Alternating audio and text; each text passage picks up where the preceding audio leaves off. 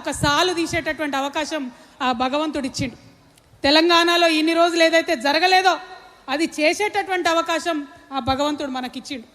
ఆనాడు గౌతమ బుద్ధుడిని ఆదర్శంగా తీసుకొని ఆ తర్వాత సాహు మహారాజ్ మొట్టమొదటిసారి భారతదేశంలో అణగారిన వర్గాలకు రాచరికపు వ్యవస్థలో కూడా రిజర్వేషన్లు ఇచ్చినటువంటి గొప్ప మనిషి. ఆయన వారసులం మనం.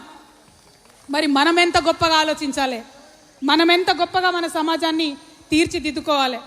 ఆ సాహు మహారాజ్ నుంచి మరి పూలే గారు, ఆ తర్వాత అంబేద్కర్ గారు, ఆ తర్వాత ఒకరెనుక ఒకరు ఒక దీపం ఇంకొక దీపాన్ని వెలిగించినట్టు ఆనాడు బుద్ధుడు వెలిగించిన జ్యోతి ఒకరి నుంచి ఒకరికి వెలుగుతూ వచ్చి ఇవాళ సమాజంలో ఈ ప్రజాస్వామ్యాన్ని సాధించుకునేటటువంటి పరిస్థితి మనకు వచ్చింది. మరి ఇటువంటి సందర్భంలో తెలంగాణ రాష్ట్రంలో ఒక రాజకీయ శక్తిగా వచ్చిన మనం ఆలోచన చేసుకోవాలి. భారతదేశ చరిత్ర అది, మరి తెలంగాణ చరిత్ర ఏంది, ఏం జరిగింది తెలంగాణలో? తెలంగాణ వీరులు పౌరుషవంతమైనటువంటి మనుషులం కాబట్టి ఆనాడు జమీందారీ వ్యవస్థ వస్తే, ఆర్థిక అణచివేత వస్తే దున్నేవాడిదే భూమి అనే నినాదంతో భూస్వాములందరినీ కూడా గడీల నుంచి తరిమి కొట్టినాం. జరిగిందేంది? దాని పర్యవసానంగా ఆర్థికంగా ఉన్నటువంటి అసమానతలు తొలగించే ఒక అడుగు పడ్డది. కానీ సామాజికంగా సాంఘికంగా రావాల్సిన విప్లవాలు, కులాలపై జరగాల్సినటువంటి పోరాటాలు, కుల వివక్ష మీద జరగాల్సిన పోరాటాలు జరగాల్సిన స్థాయిలో జరగలేదు. ఆ విషయం మనందరం ఒప్పుకోవాలి.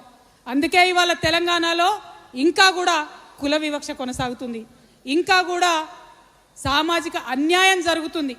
సామాజిక అన్యాయం తెలంగాణలో జరుగుతుంది కాబట్టే ఇవాళ సామాజిక న్యాయం తెలంగాణలో రావాలని దానికి సంకల్పం తీసుకోవడానికే ఇవాళ ఇంత పెద్ద సంఖ్యలో మనందరం కూడా ఇక్కడికి రావడం జరిగింది. మరి నేను ఒక అగ్రవర్ణాల్లో పుట్టిన బిడ్డని. ఈ మీటింగ్ కాగానే చాలా మంది పల్లికి ఇచ్చుకుంటూ అడుగుతారు, ఈమెకేం సంబంధం సామాజిక న్యాయంతోనని. వారికి చెప్తున్నా, చెవులు తెలుసుకొని వినాలి. నేను ఒక అగ్రవర్ణాల్లో పుట్టిన బిడ్డని, గర్వంగా చెప్తా ఉన్నా. ఎందుకంటే నా పుట్టుక నా చేతిలో లేదు. ఎవరి పుట్టుక మీద వాళ్ళ గర్వం ఉండాల్సిందే.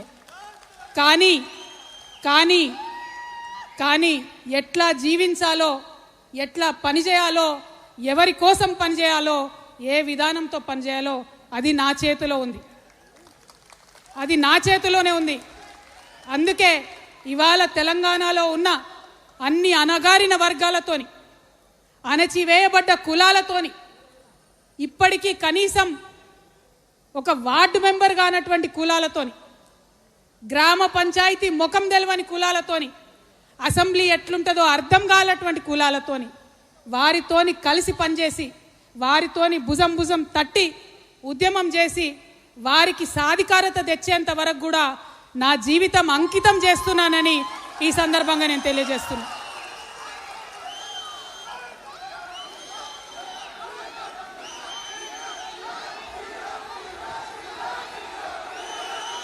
నేను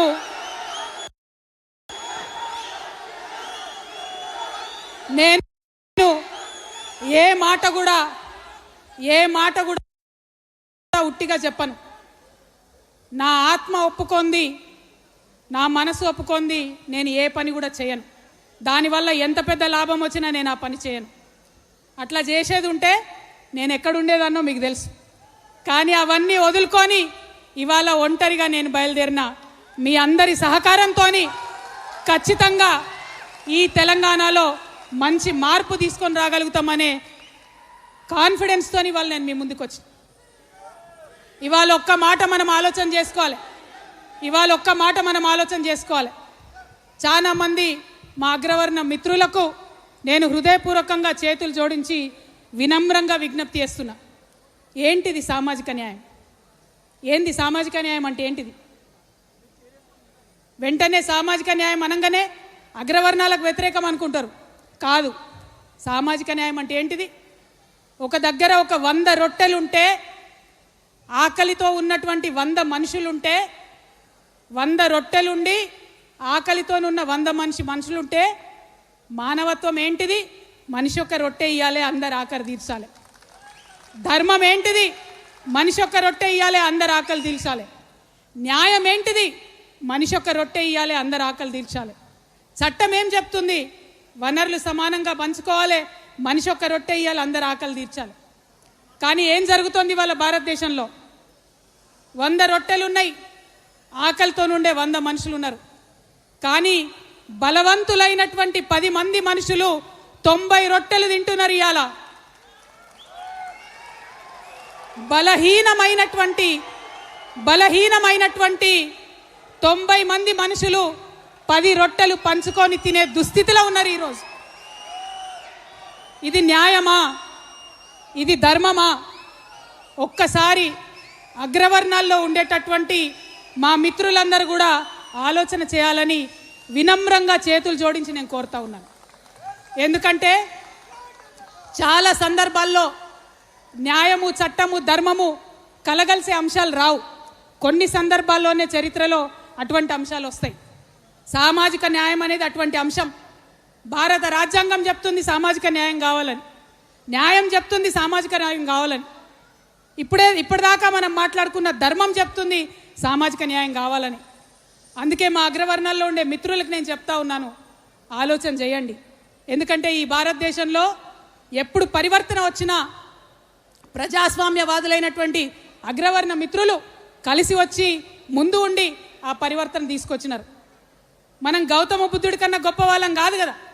ఆ గౌతమ బుద్ధుడు ఒక క్షత్రియ పుత్రుడే అయినా రాజ్యం ఇడిచి వచ్చి ప్రజాస్వామ్యం కోసం కొట్లాడిండు. ఆయన స్ఫూర్తిగా ఇవాళ అగ్రవర్ణాలు కలిసి వచ్చి తెలంగాణలో సామాజిక న్యాయం కోసం కొట్లాడాలి. ఆయన తర్వాత వచ్చిన సాహు మహారాజ్ మరాఠా శూద్ర అగ్రవర్ణ కులానికి సంబంధించిన వాడే. కానీ రిజర్వేషన్లు ఇచ్చిండు, రాజు అయ్యుండి రిజర్వేషన్లు ఇచ్చిండు.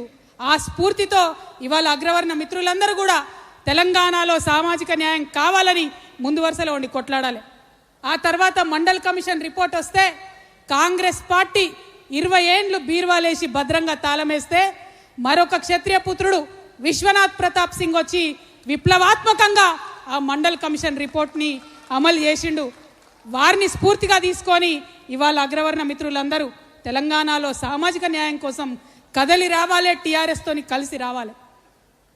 అదేవిధంగా పక్కనే ఉన్న తమిళనాడులో తన రాజకీయ చతురతను ప్రదర్శించి బీసీలకు ఉండే రిజర్వేషన్ని శాశ్వతంగా వారిని కాపాడడం కోసం 9th షెడ్యూల్లో పెట్టించినటువంటి విప్లవ వనిత జయలలిత, ఆమె అగ్రవర్ణ బ్రాహ్మణ స్త్రీ, ఆమెను ఆదర్శంగా తీసుకొని ఇవాళ అగ్రవర్ణ మహిళలందరూ కూడా కదలి రావాలి, ఈ ఉద్యమంలో కలిసి రావాలి, తెలంగాణలో సామాజిక న్యాయం సాధించి తీరాలి.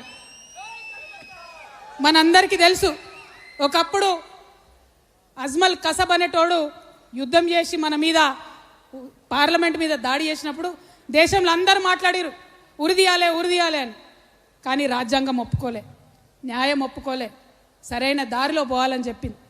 చాలా చిన్న చిన్న సంఘటనలు చూస్తుంటాం మనం.